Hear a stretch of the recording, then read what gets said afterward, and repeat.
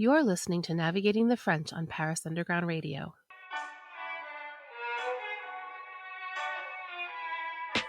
Hello, and welcome to Navigating the French, the podcast where each episode we look at a French word and try and see what it tells us about French culture. I'm your host, Emily Monaco. Today, I'm chatting with Alice Quillet, co-owner and co-founder of the 10 Bells Bakery and Coffee Shops. She's here to discuss a word that sounds like it means a female baker, but actually has a complex past. Boulangère. Welcome, Alice, to the podcast. Thank you so much for joining me. Thanks, Emily, for having me. I'm excited. Me too. Before we get started, can you tell our listeners a little bit about what you do here in Paris? Yeah, sure. So I co-founded 10 Bells, and 10 Bells is 3 coffee shops, one of which is a bakery and a coffee roaster. Amazing. And I'm sure that, people dining in Paris will probably have tried your bread, even if they haven't come to the bakery. It's a favorite among a lot of restaurants that we have here in Paris now as the bread that they serve with their food. So you should definitely go check it out. And Alice, you're here today to talk with me about a word that I think means a lot more than we might think it does, especially for someone who's not a native French speaker who hasn't spent a lot of time here. And that word is boulangère. So at the outset, this word is really just the feminized form of boulanger, which is a bread baker. And we do have feminized forms of a lot of different career options in France. And sometimes it really just means, a woman who is working in that job. And different women feel differently about whether they would like to use the masculine or feminine form of their job. For example, one that I think is pretty close to what you do is cheffe. So chef spelled with an F at the end, like we do in English, or chef spelled FFE. And as far as I understand it, but correct me if I'm wrong, there's no real difference in meaning between those two things, except that one implies that the person is definitely a woman and the other one doesn't really carry it's masculine, but it doesn't actually carry a gender implication. Is that kind of right on chef specifically? Yes, that's absolutely right. I think very few female chefs use the chef with double FE, but it's definitely gaining in popularity. And now even you see it even in print and journalists using it. So it's definitely changing. Okay. But traditionally, when we look at boulanger and boulangère, there's actually like an added extra kind of meaning or responsibility or interpretation of what a boulangère is. It doesn't traditionally, unless I'm wrong, mean just a female baker, right? It's a different... Yeah, absolutely. I mean, this actually, I didn't know this, and this only came out this time last year when I think an Instagram account pointed out that the French dictionary, the Larousse, had definitions for certain professions that meant the wife of the man that does that profession. So in the case of boulangère, it said la femme du boulanger, so the baker's wife, comma, a person who works in the shop, in the boulangerie. But never did it say that it was a female bread baker. And it turned out that it was actually the same for lots of different types of jobs. And even, for example, ambassador, the female version of ambassador, said the wife of the ambassador for the female ambassador. So there was no word for a female ambassador. Wow. Okay. And now, yeah, that was very shocking. And it was quickly changed. So less than a year ago, they changed the definition in the French dictionary for a female baker so that it meant a female baker instead of the wife of the baker.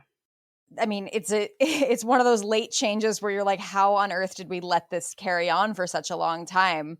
I mean, I think it's the justification, which obviously was kind of a sorry, not sorry kind of apology, was that for a long time, until the end of the 19th, 20th century, like those professions weren't open to women, for the ambassador, for example, or for, I think the word préfet, for example, which is a prefect, didn't have a female version either. And the profession of baker in France traditionally it's been men doing it. And I was curious about the statistics because I had looked into them about 3-4 years ago when I really became a baker. And I looked at how many women and men were in the profession, and I looked at them again yesterday in preparation for this, and it turns out that only 15% of women are bakers in France. Wow. So like whereas you see that it's it's kind of changing a lot faster in, for example, where chefs are concerned, or in professions like pastry, there's a lot more women. But in baking, it's really like a very small minority of women that qualify as bakers. Okay, wow. And it's almost the same number for the but in reverse for the number of salespeople in the bakery, because traditionally la boulangère is the salesperson who is, because it's usually the traditional format of a bakery is that it's a couple, husband and wife team that run a bakery. It's just one of those typical kind of small businesses. And so la femme du boulanger, the wife of the baker, is also the salesperson. And so it turns out that it's like the same number. It's like less than 15% or 11% maybe that the men are salespeople. Okay. So it's the opposite, basically. Now, that does sort of open up another question, which is that, when we're talking about the boulangère, like obviously there are implications in saying, okay, the boulangère is always going to be the wife of the baker. But when you were talking about the format of this as a small business, the job of that seller, who would be traditionally the wife of the baker, is just as important, because, I mean, the baker, I mean, you maybe could take me through what the schedule would look like in a traditional bakery. I know you don't operate necessarily with exactly the same hours, but in a traditional bakery, I guess the baker is going to be at work very, very early and then take some time off or take a nap in the middle of the day, when the seller would have to be at the shop. Can you kind of break down like what the timings of that would be in terms of what time you'd have to begin in either of those jobs? Yeah, sure. Like in a small local bakery, the teams are pretty small, maybe like maximum 3-4 people, both in front of house and in the bakery. But yeah, so the baker would start baking their bread very early in the morning, maybe 3 or 4 o'clock in the morning, and carry on baking through the morning. And then maybe simultaneously or shortly after start mixing some doughs for the next day, and then shaping that dough and putting it away. And then usually, yes, taking a nap in the afternoon or taking a break. And then now often you see in bakeries, especially in Paris, because people buy their bread after work, you see someone baking kind of in the afternoon just to get fresh baguettes out onto the counter at that time. So traditionally, especially if it's a couple running it, and there's a family involved and they might have children, then the mother's working hours would be kind of shop hours, and allow her to look after the children, while the baker works at night, sleeps a bit during the day, and then I guess goes to bed quite early to wake up early. So yeah, that's kind of the usual format. Okay. And I guess we would see that more often maybe in the villages or in the smaller towns rather than in large cities like Paris, where you would maybe hire in salespeople.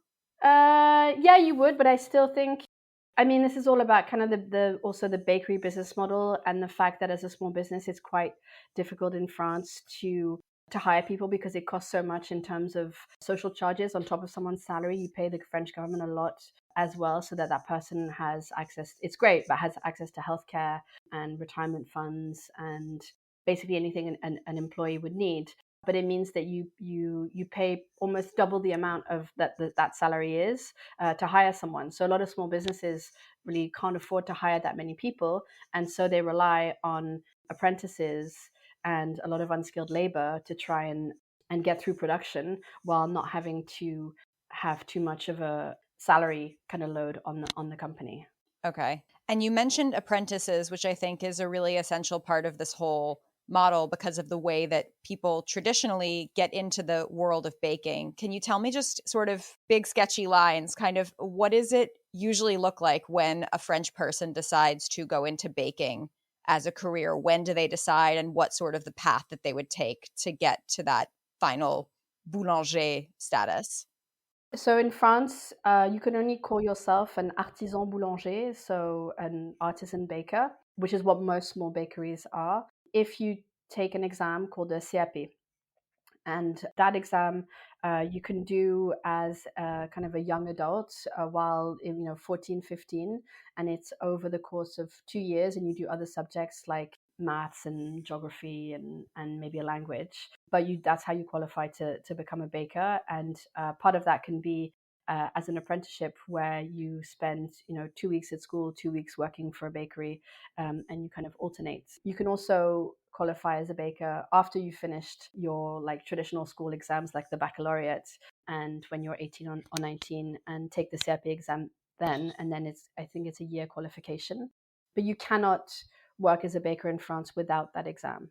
So it's kind of, it's great in that it protects this craft, but at the same time, the curriculum hasn't really been updated in a very, very long time. And so what you learn is how to be functional in a high volume bakery, and not a lot of care goes into sourcing ingredients or fermentation and the kind of the skills that you would think a baker would need, but it's more about producing a lot of bread in a short amount of time.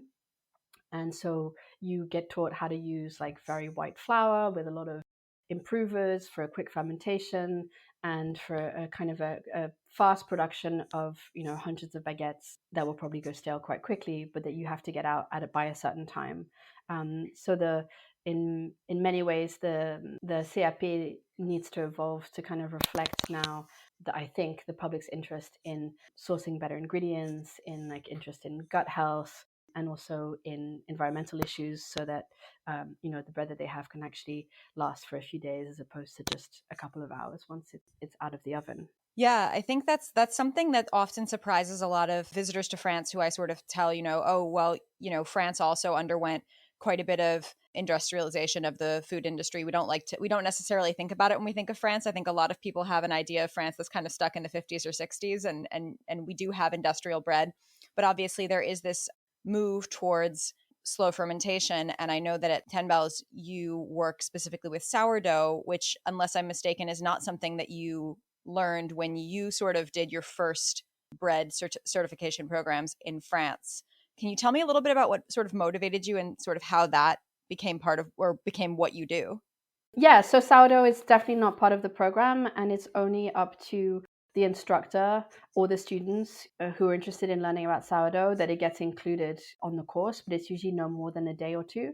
And what's interesting though, just to go back to like people becoming bakers, is that with the pandemic there's been a lot of baking at home, and so there are a lot of people who are changing careers and who are going into baking, and a lot of women as well, but a lot of people who are older and interested in things like fermentation and provenance who are retraining. And so the courses are kind of adapting, and I'm sure it'll influence in future kind of what is taught in those schools. But there's a lot of retraining as bakers, and I think because the expectations from those people are different in terms of product, but also the work conditions, the hours, I'm hoping that it's going to have a positive impact.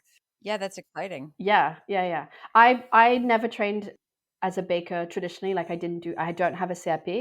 And so when I first opened 10 Bells, the bakery, almost 5.5 years ago, we didn't call ourselves a boulangerie, and I didn't call myself a boulangère because I did not have the right qualifications to open a bakery. So luckily, because it's kind of also a coffee shop, we just said that we were a coffee shop that sold bread. But otherwise, I wouldn't have been allowed to call myself that. And my journey to bread is like a lot of people outside of France that I meet, is that I was a chef before for a long time, for about 8 years. And I mean, I'm still a chef, but I was trying to learn something new because I was a little bit bored with what I was doing at the restaurant. And a friend of mine said, why don't you pick up this tartine book? It's a bakery in San Francisco. It's a fun project to learn how to make your sourdough. And I thought, why not? This could be fun. And then I was just completely hooked and went down this kind of rabbit hole of sourdough geekdom, where it just became everything that I just thought about all the time. So I started making sourdough at home, and then I was like, oh, maybe I could just make some for the restaurant. And I started making some at the restaurant that we had at the time. And then after a while of doing it at the restaurant, I thought, oh, I should really go see what a bakery looks like. I've never been inside a bakery. I don't really know that many bakers, but I know a few. Maybe this is something that A, I want to do personally, and B, that we could do in Paris, because I'm not really satisfied with kind of the local bakeries that I have around me in terms of quality. And maybe this could be a new, business venture for us. If you're enjoying this episode of Navigating the French, you may also be interested in our sister podcast, Paris Undressed, delving into the world of lingerie in the city of love. Navigating the French will be right back after a word from our sponsors. And now, back to Navigating the French. So I went to see the only bakers that I knew. And that was, I knew one bakery in Copenhagen called Mirabelle, and I knew some bakers at Tartine in San Francisco from the book that had inspired me. And I contacted them, and within the space of maybe 4 or 5 months, I went to both bakeries and I spent a week there seeing how they organized production, how they made bread, and I kind of shadowed bakers while they were working and learned how to work in a professional setting. Like I knew how to make bread, but I did not know how to organize a bakery, basically. And I came back and I told my business partners that I wanted to open a bakery and that maybe 10 Bells, the coffee shop that we owned, could open a second location that would have a bakery, and then we could make the bread for our sandwiches, we could make more baked goods, and we could have this kind of production kitchen that would make sourdough bread. And that's kind of how it started. Wow. I mean, for me, it was a huge learning curve because when I opened, I had maybe made no more than like 15, 20 loaves of bread. And now we make like 600. So it was a steep learning curve, but I hired some amazing bakers and I kept kind of then fully embraced the baking community and exchange with people. I mean, that's one of the great things about social media is how quickly you can connect with people and crowdsource and like, meet people and ask questions and stuff. And so by, surrounding myself with, talented bakers who knew more about baking than I did, and by talking to bakers and reading books and stuff, we kind of quickly progressed. And it's evolved a lot because we went from using flour that was kind of organic but quite traditional, made by a kind of mid-size mill, to now we have a lot more whole grain. We work with a lot of small producers who are also millers, and we've kind of, the customer probably wouldn't be able to tell, but we've modified our recipe and improved our processes to have a better environmental impact and to have something that's healthier but still delicious. So it's been a very interesting journey for us. And I mean, I think that the success is reflected in the fact that, you name drop 10 Bells in Paris and people know what you're talking about. It's, you have, your reputation precedes you. But do you feel that coming at it from that sort of alternative approach, from not having the CAP, from not being trained as a baker from the age of 16 or 17, did you encounter any hurdles or any resistance on the landscape when you were first starting out in Paris? Yeah, absolutely. I mean, it's kind of a double-edged sword. In a way, being an outsider like we are was a huge advantage because you can't be compared to anyone else. You can kind of break the rules and get away with it. But in terms of becoming part of the fabric of a neighborhood, for example, which most bakeries are, it was much more difficult because, one, we had an English-sounding name. So French people can, not all, but some can just think that, oh, you're trying to be trendy, you've got a French name, I'm not going to take you seriously. Like baking is a serious thing and it's kind of sacred in France. So why would you have like an English name? And then also bakeries are quite codified in France as well in the way they look. There's a counter, there's a till, there's like racks with bread on it. And we modeled ourselves a bit on that, but we also had like an area where you could sit down. We had a machine where you could have a latte or a chai tea, or we did all these different things. And then we had sandwiches that we made with good ingredients that were made by trained chefs. And so it was a kind of a very different animal to what you would normally see. And so it took a while for locals to kind of warm up to us. And initially the first customers were people who either knew 10 Bells as a coffee shop, or people who had traveled and could recognize that what we were doing was different but still had value. And then because we didn't do baguettes as well, and we didn't do croissants, and we didn't do pain au chocolat, again, people just didn't understand what we were doing and would walk in, ask for a baguette. We'd say, oh, sorry, we don't have any baguettes, but we have this great, beautiful 1 kilo loaf of sourdough bread. And then they would almost look at us with disgust and walk away, in that very kind of like French way. And so there was a lot of work involved in kind of talking to people about what we were doing. And some people, actually older people, were drawn to us because it reminded them of the bread from their childhoods or when they were growing up, outside of Paris. And so for that, it kind of spoke to them. And then for other people, it just also, once you become known in Paris, there's this kind of like foodie world that just wants to try whatever's like hot at the moment or interesting or whatever. And so a lot of people who were interested in food suddenly became interested in bread, because we are part of a movement. Like, we're not the only sourdough bakery in Paris. There are more. It's not by any means the majority, and there aren't too many either. But it's definitely now we're just kind of part of a movement of sourdough bakeries, and then people making sourdough at home also helped kind of educate people about the work that goes into it, and then the benefits also of eating this kind of bread.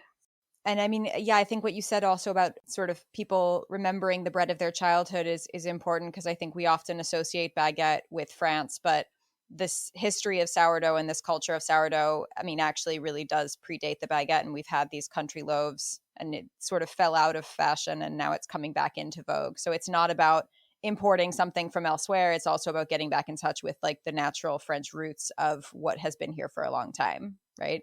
Yeah, because I think I'm not an expert on the history of bread in France, but from what I gathered is, during the Second World War, people made bread with whatever they could find, and it was often hard to eat, hard to enjoy. And so like country bread or a big loaf became synonymous with something that was kind of a punishment. And so then, when pristine, white, soft, chewy baguettes came along, everyone kind of was like, oh, well, this is what we want now, and we don't want to be reminded of what we went through, and that kind of bread. And so I think that also one of the things we think about a lot at Tembels is like, yes, it is a healthy, well fermented loaf with lots of whole grains, but it also has to be delicious, and it has to be that kind of, that pleasure of like, dipping it in sauces and like, eating half of it before you get home, and kind of soft, and the crumb is quite is very tender. And these are all things we think about because we don't want people to equate kind of eating more whole grains and sourdough with something that is like, it's healthy, but yes, it's not enjoyable. Right. Now, when you entered this space as a woman, and as you said at the beginning of our talk here, you're still very much the minority as a woman working as a baker. Did you encounter any specific hurdles that you felt were linked to your gender and to being a woman in this space? Well, I experienced hurdles because I didn't have a CAP and because I wasn't like 100% French. I'm half and half. I'm half French, half English. The first hurdle that I was shocked by was that other bakers would not welcome a chef into their ranks without me having the right qualification. So I did approach some bakeries that I knew were kind of like what they call in France like néo boulangeries, so like new bakeries, where it was people that had retrained, who were trying to do what we are doing, so naturally fermented bread, good flour, and approach them. And one guy said to me, like, stick to what you know. You're a chef, you're not a baker. Like, why you're not doing a CAP? Why would I share any information that I have gained from doing the CAP course? So simple things like, where do you buy bannetons? Bannetons are, the baskets that you ferment bread in. And I was like, where do you buy them? I could Google it, but maybe, it would be faster just ask another baker. And he wouldn't tell me. Wow. Which is like unfathomable, especially because chefs, share a lot of information and are very open. Well, at least the chefs I know. And so I thought that it would be the same if I entered, the network of bakers, that they would be open.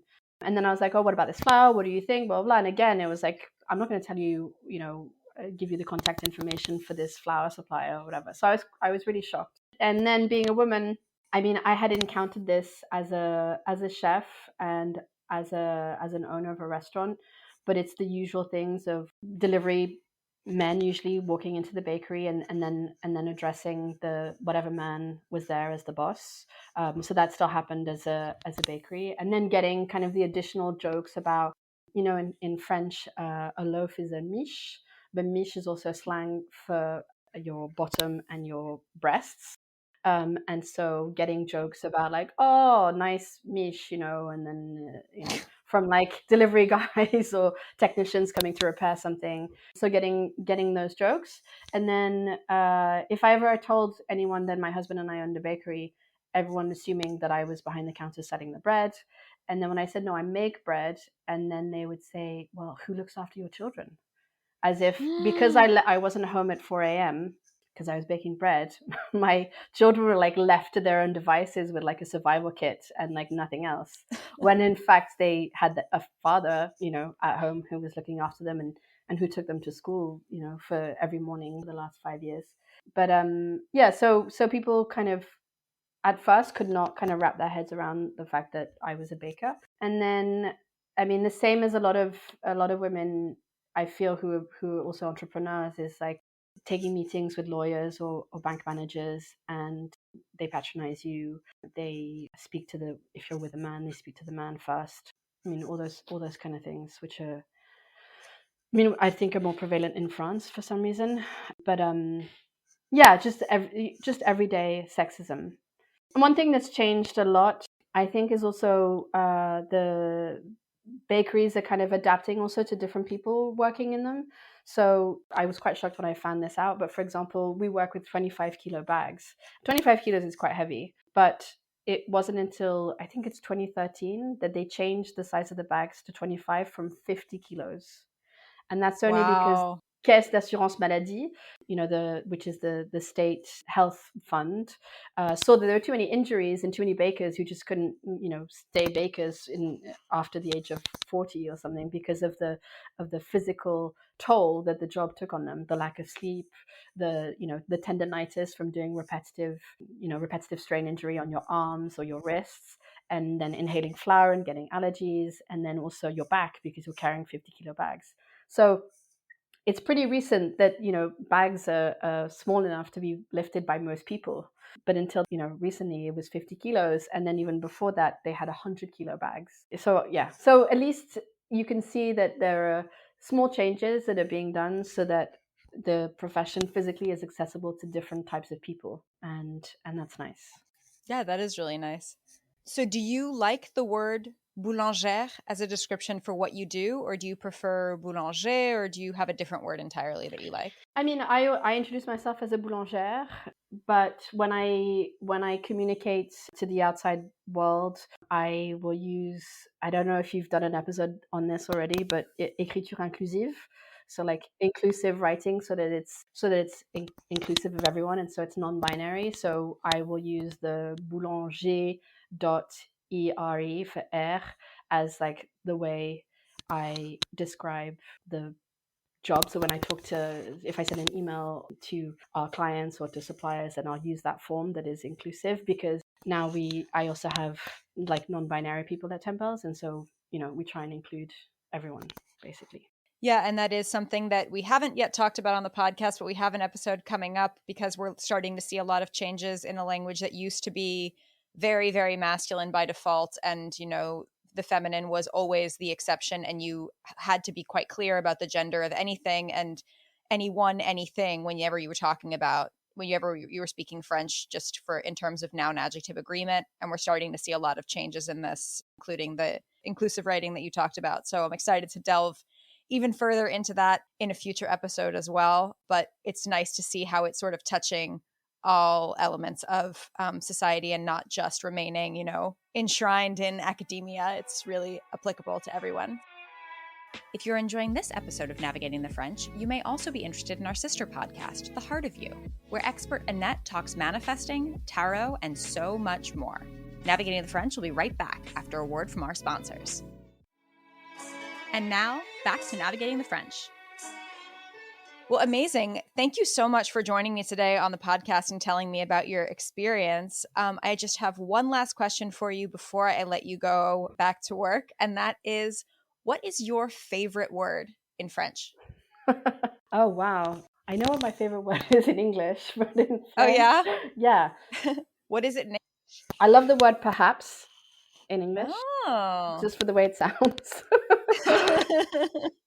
But in French, I don't know. Can I get back to you?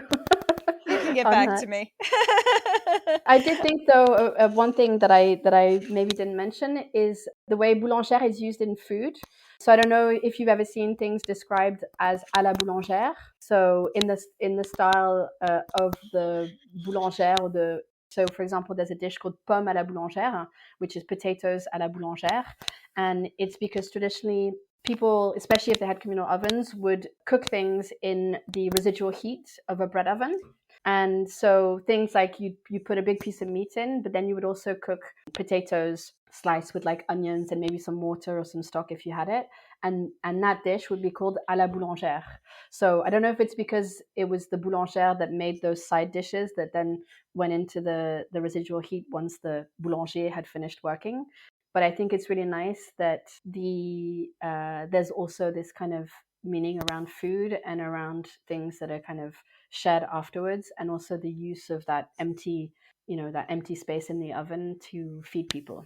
I love that. Yeah. It reminds me of one of my favorite stories. My mom was a student in Paris in the 80s, and I guess she wanted to make Thanksgiving for everybody, and she didn't have a big enough oven. And she asked the baker, could she come by and like roast the turkey in his oven after hours? And he said yes. Wow. So she got very, I guess she must have been friends with him or something, Yeah. but she got very lucky. Wow, that's really nice. And I thought that was pretty cool. Yeah. Oh, that's a good story. And you do have similar with à la meunière, no? So the miller's Yes. wife, you have like sole meunière is Yes. sole in the style of the miller's wife, right? Yeah, because it's dipped in flour before it's then fried. Awesome. Yeah. I'm trying to think if they're à la marinière is like maybe the fisherman's wife Yes. with like cockles and stuff in it. Yeah, exactly. So, yeah. Okay. Yeah. Very cool. So the wives of many traditionally male professionals have had a lot of influence on the recipes that we make today as well too. They do, but again, it's in the domestic sphere, you know? So Right. It's like we know about it, but it's not given any importance because it's part of the domestic sphere. And it's a shame. It is a shame. Because those dishes, à la boulangère, à la marinière, à la meunière, they would be described as cuisine ménagère, so like home cooking. And even though meunière, maybe you would see that more in restaurants, but they're definitely techniques that are not from like a fine dining background and much more from like a home cooked meal kind of background. So yeah, as per usual, it stays kind of in the domestic sphere, and people don't necessarily appreciate it for what it is. Yeah. Well, hopefully that too will begin to or continue to change. We'll see. Thank you so much for joining me today, Alice, and have a fantastic rest of your day. Thank you. This has been Navigating the French. You can find more from me, Emily Monaco, at Emily_in_France on Twitter and Instagram. This podcast is produced by Paris Underground Radio. To listen to other episodes of this podcast, or to discover more podcasts like it, please visit parisundergroundradio.com. Thanks for listening, and à bientôt. This episode of Navigating the French was produced by Jennifer Garrity for Paris Underground Radio. For more on this show and shows like it, please visit parisundergroundradio.com.